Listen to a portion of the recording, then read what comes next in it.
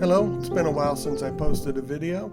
I'm John Robertson. I'm a landscape and wildlife photographer. One simple, easy way to observe and photograph birds is simply to find a spot, sit down, relax, and enjoy. Join me as I watch and photograph spring migratory birds in central Indiana. The location I'm in today is Fort Harrison State Park, and the bird feeders and benches were installed by a volunteer group at the park for bird watching.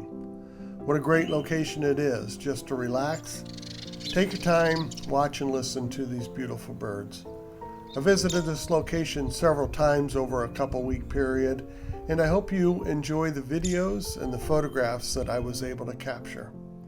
All photos were taken with the Sony A1 and Sigma 300 to 600, videos with the same. So I do hope that you have a chance to enjoy the video. Please comment below.